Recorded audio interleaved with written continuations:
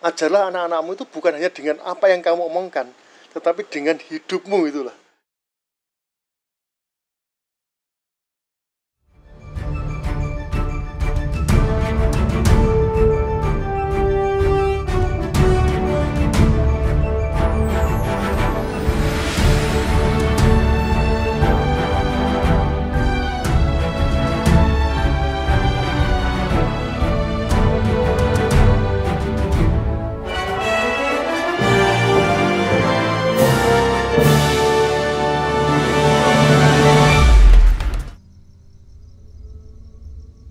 Kemari kau wanita setan.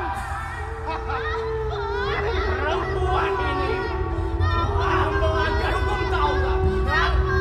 Kita harus memberinya hukuman. Hukum dia. Hukum. Dia meninggalkan suaminya dan bersinah dengan laki-laki lain untuk uang dan kepuasan. Hukum dia. Ikut saya. Hukum saja wanita kotor ini. Hukum saja dia. Hukum dia. Hukum dia.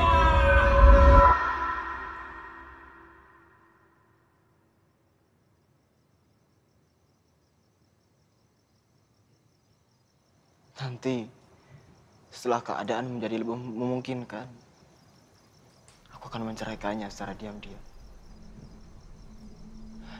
Maria tidak semar namanya, dan aku pun dapat memiliki kesempatan hidup sebagaimana laki-laki pada umumnya.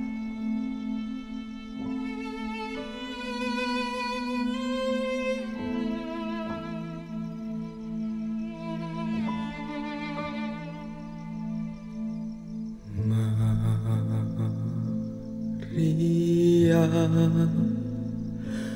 wahai kawan Nubia,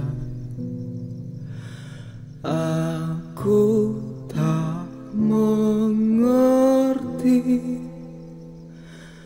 dengan ini semua. Yang ku tahu kau nirmala hatiku.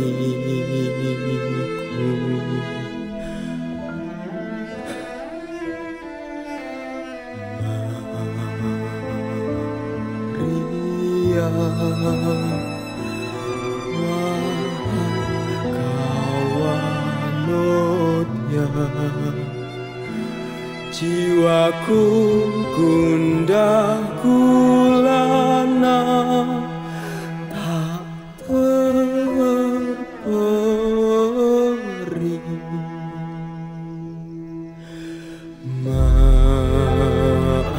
Maafkan bila nanti aku pergi, hatiku gersang, pikiranku bimbang, jiwaku terguncang. Tuhan, berilah pedoman.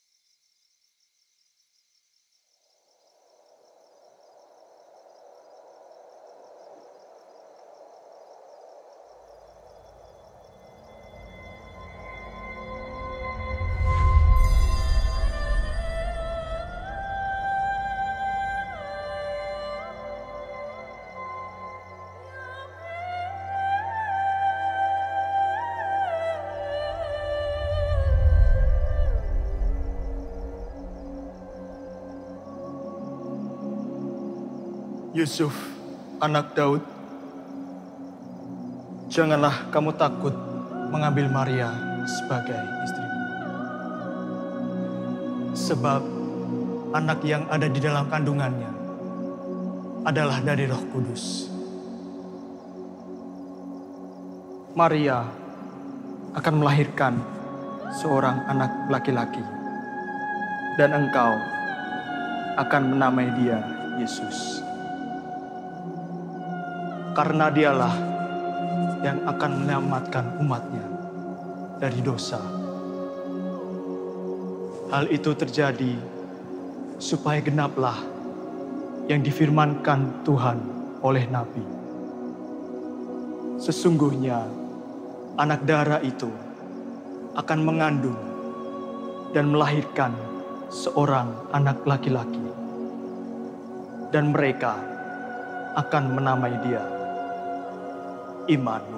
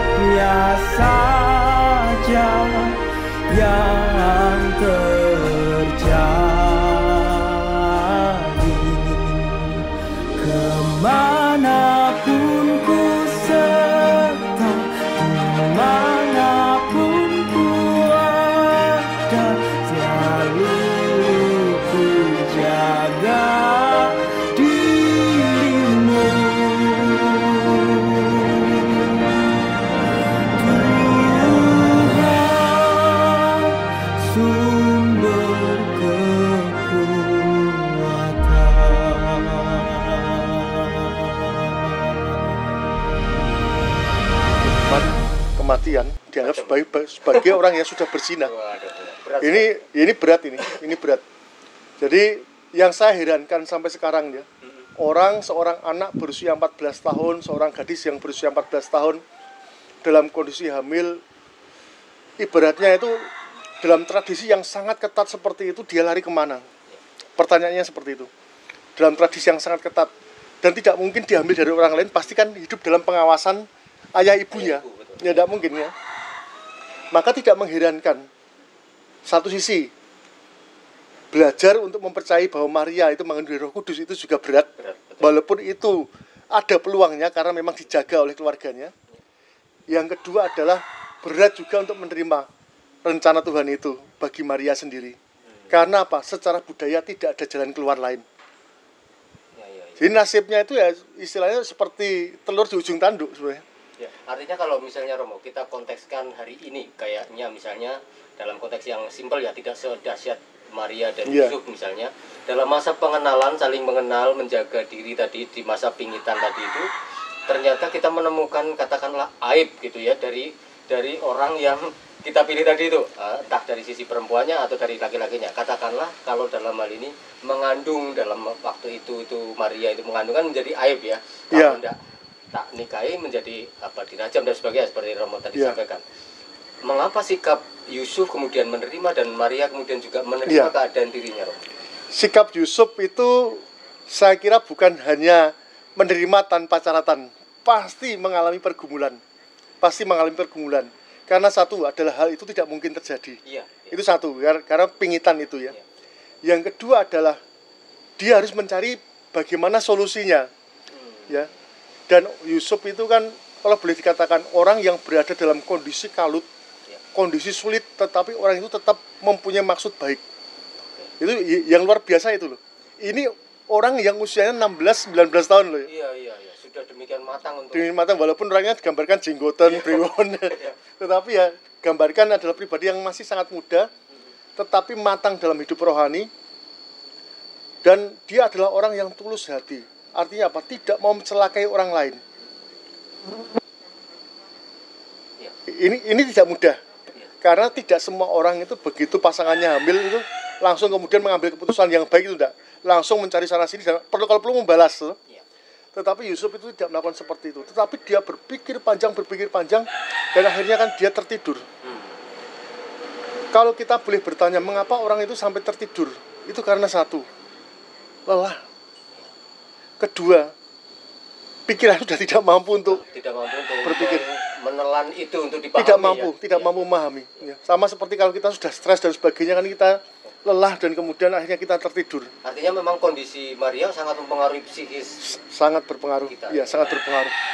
Dan kemudian kembali lagi, hal ketiga selain tidur karena itu adalah tidur itu karena orang itu memang sudah undefenseless. Tidak mempunyai lagi istilah berada dalam kondisi yang paling lemah di dalam hidupnya. Mau ditujus orang ya meninggal, tidak bisa membela diri apapun. Nah, tetapi yang luar biasa itu memang harus diakui bahwa karya Tuhan itu luar biasanya di situ. Di dalam setiap persoalan yang kayaknya tidak ada peluang cahaya kecil saja, di situ Tuhan memberikan masukan kepada Yusuf.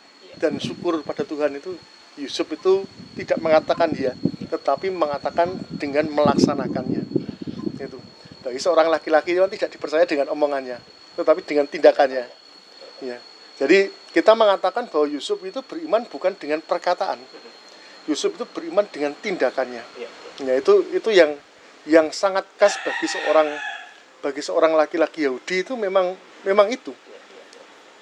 Ajarlah anak-anakmu itu bukan hanya dengan apa yang kamu omongkan, tetapi dengan hidupmu itulah.